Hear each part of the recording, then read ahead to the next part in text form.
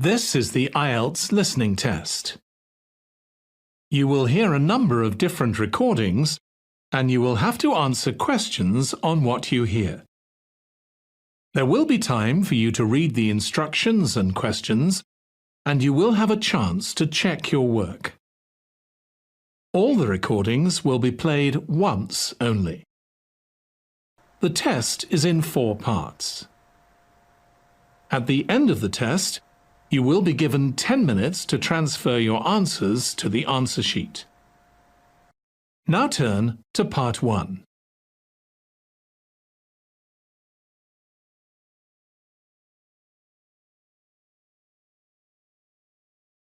You'll hear a conversation between Alan and Jeanna, the office counsellor of a company. First, you have some time to read questions 1 to 6.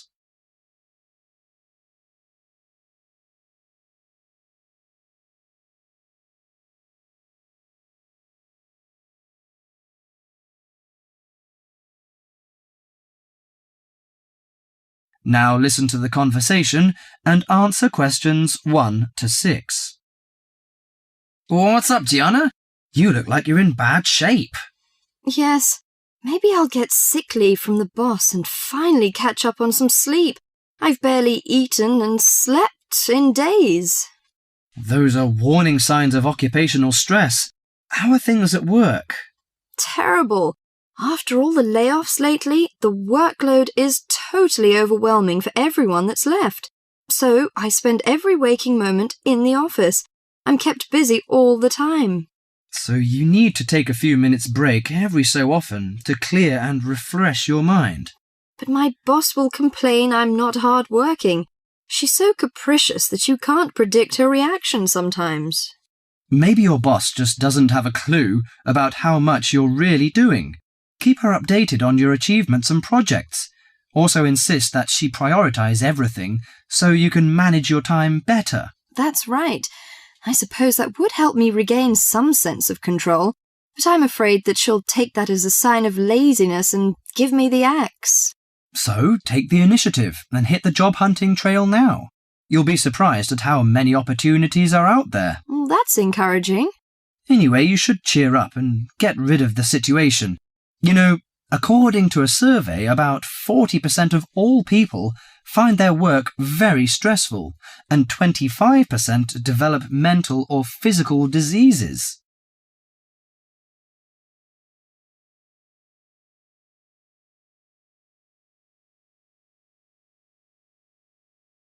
Before you hear the rest of the conversation, you have some time to look at questions 7 to 10.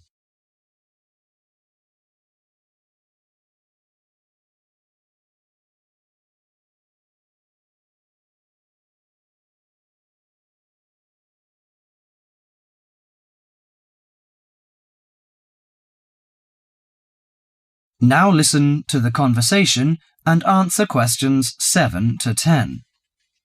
So serious? I didn't know that. How do the problems start? You know, they start when conflicts at work induces stress.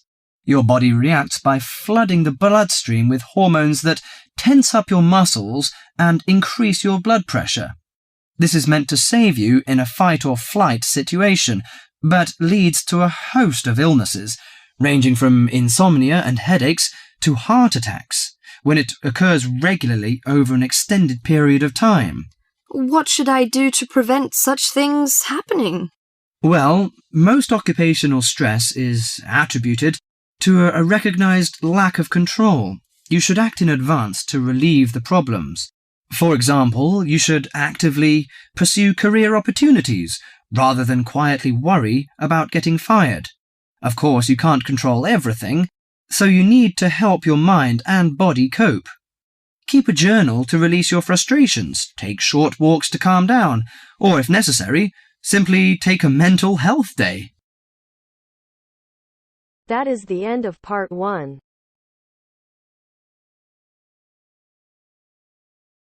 You now have half a minute to check your answers.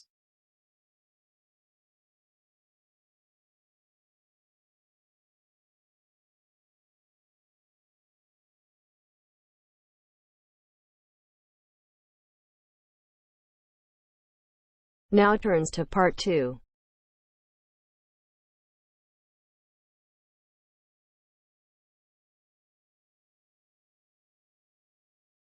You'll hear an introduction about ancient architectures. First, you have some time to look at questions 11 to 20.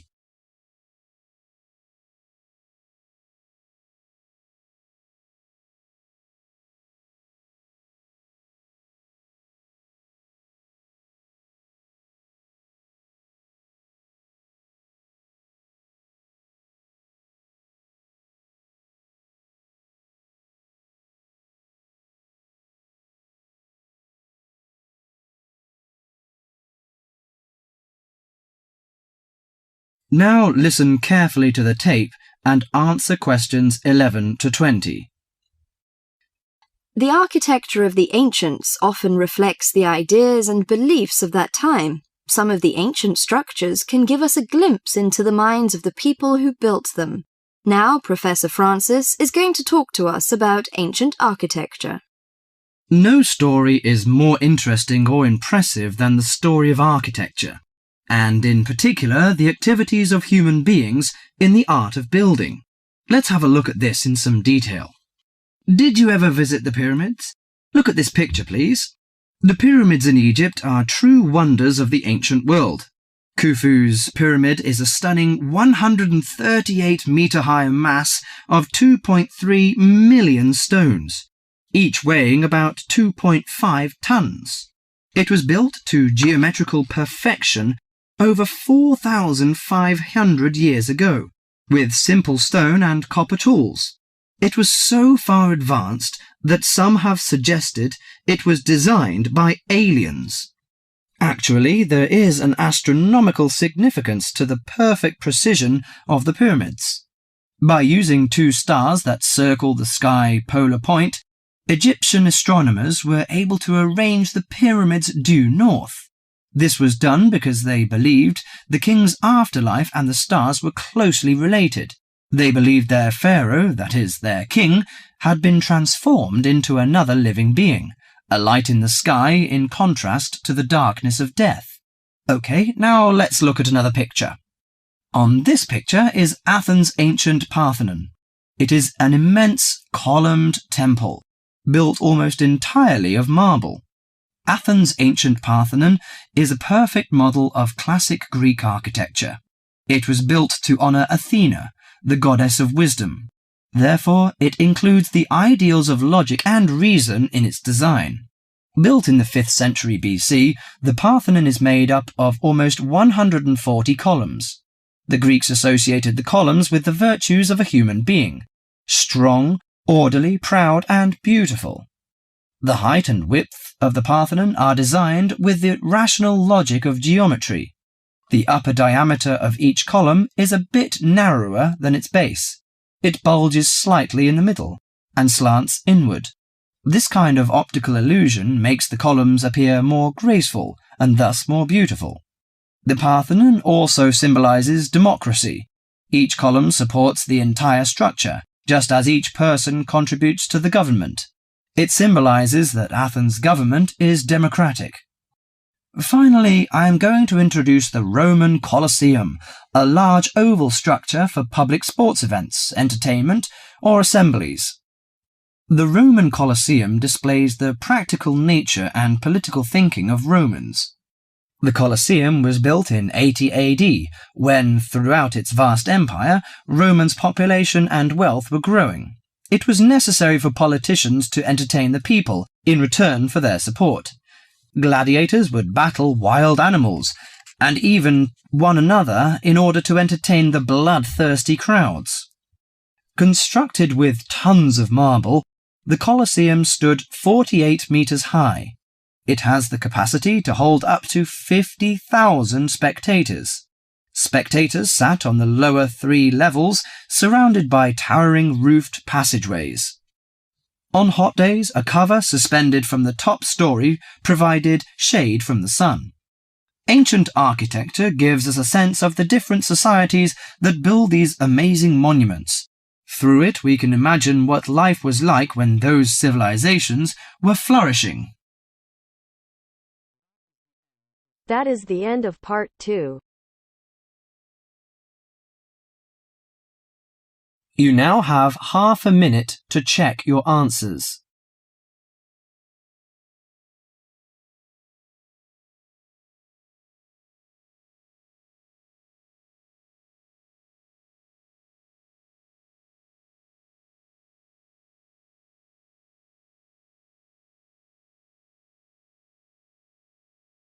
Now turns to part 3.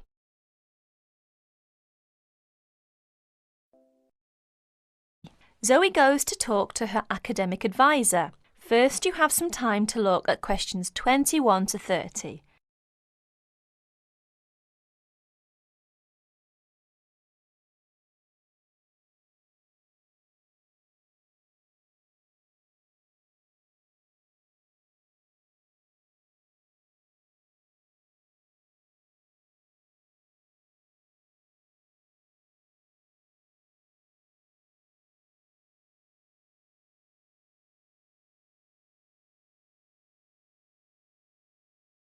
Now, listen carefully to the conversation between Zoe and her advisor and answer questions 21 to 30.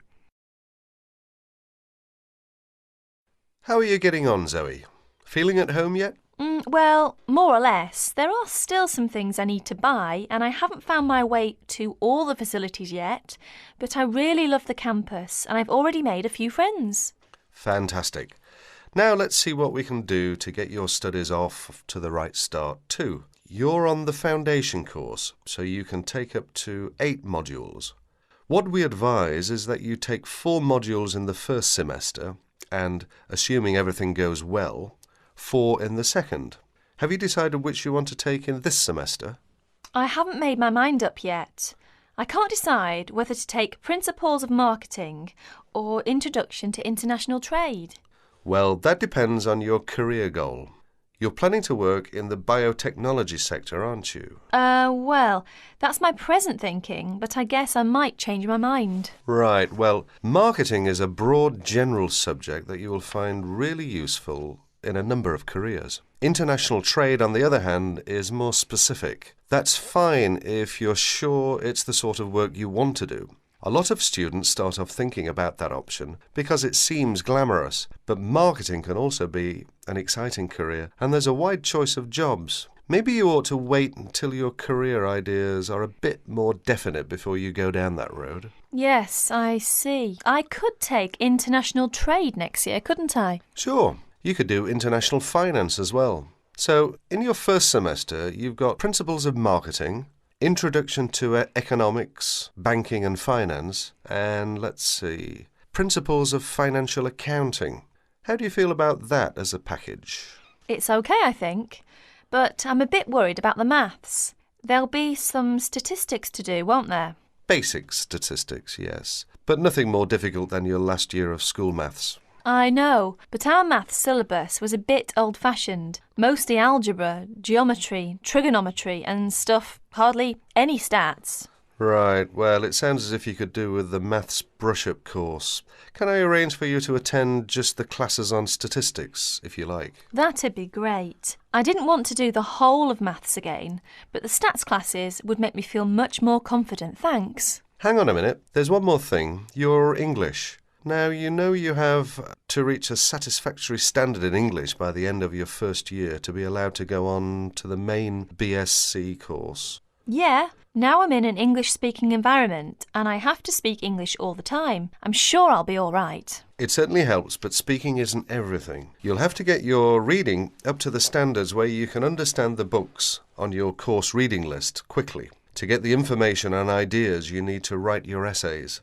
That means you have to develop a high level of comprehension skills. You'll never get through the course material if you try to read the books intensively from cover to cover. That's why our language skills development program gives you a series of graded academic texts to study and answer questions on a limited time. You'll probably find it hard at first, having to work against the clock without a dictionary. How can I improve my skimming and scanning skills? Good question. For that, you'll have to do a range of specially designed exercises. Sometimes these will be from a transparency, because it is often how the lecture material is presented. Sometimes I think I'll never learn all the vocabulary. English is such an enormous language. I know what you mean.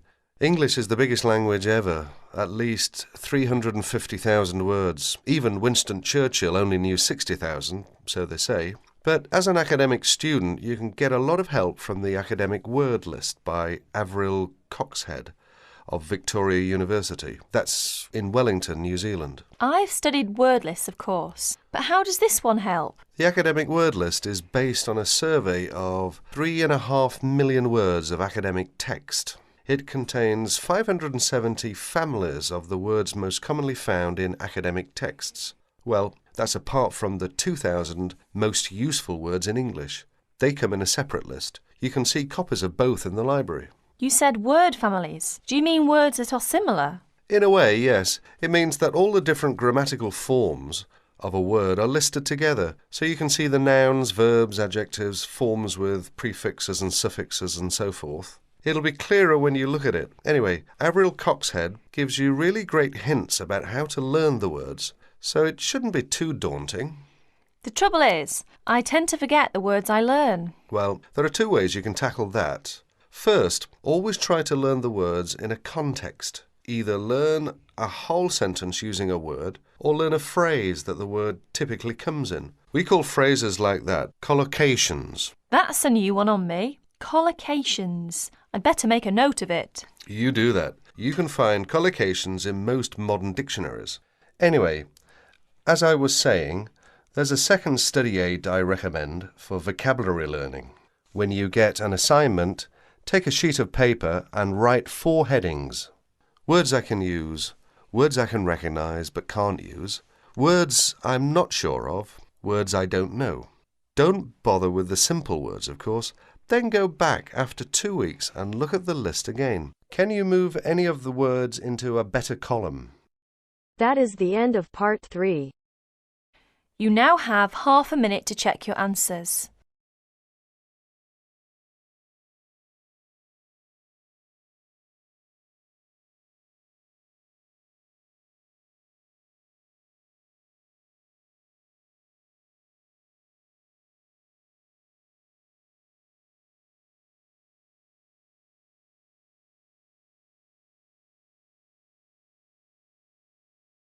Now turns to part 4. First, you have some time to look at questions 31 to 40.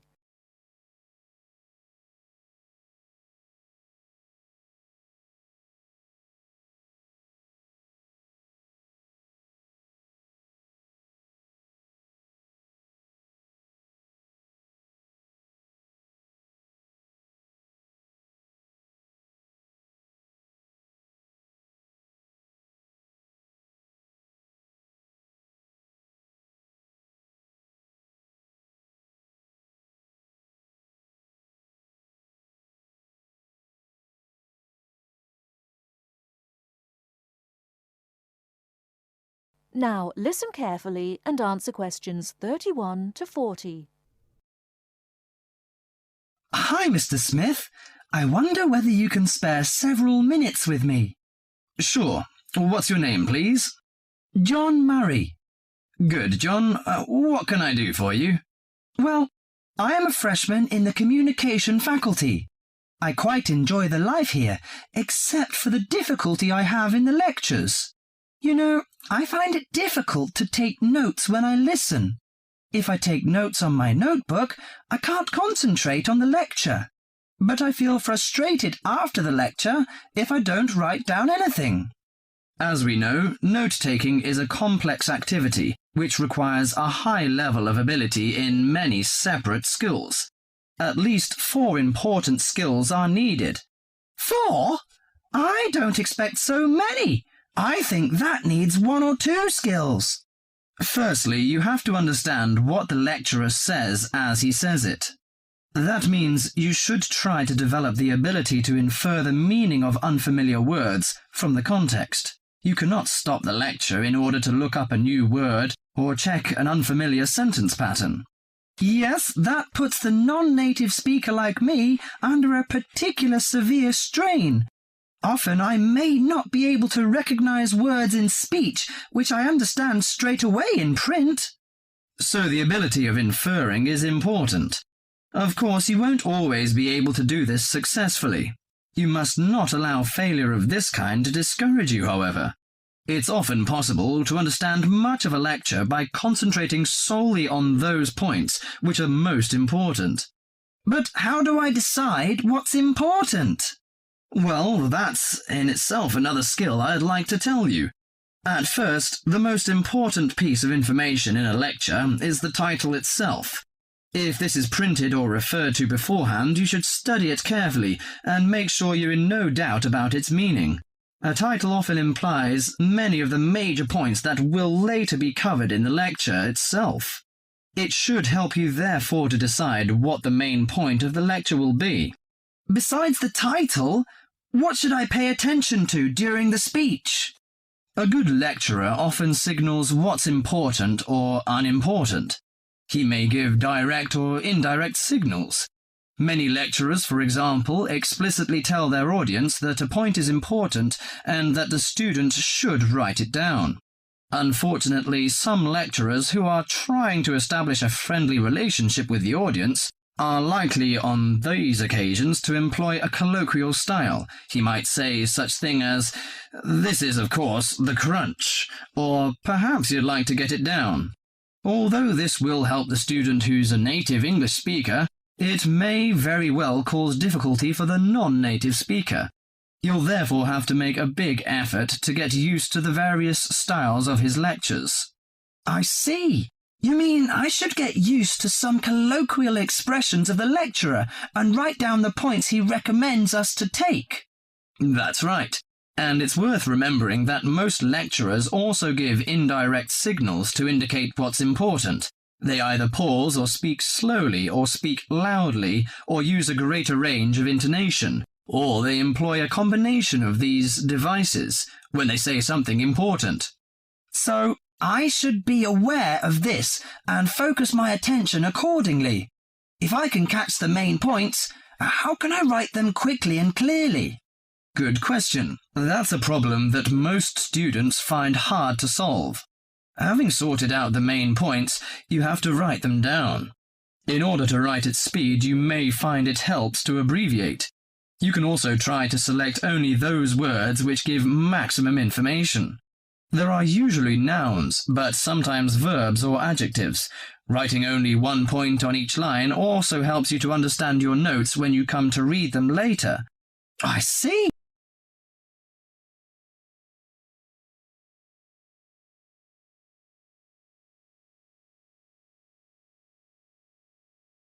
The last but not least skill to learn is to show the connections between the various points you've noted. This can often be done more effectively by a visual presentation than by a lengthy statement in words. Thus, the use of spacing, of underlining, and of conventional symbols plays an important part in efficient note-taking. In this way, you can see at a glance the framework of the lecture. Thank you so much, Mr. Smith. I think I'll employ the methods in the next lecture. That is the end of part 4. You now have half a minute to check your answers.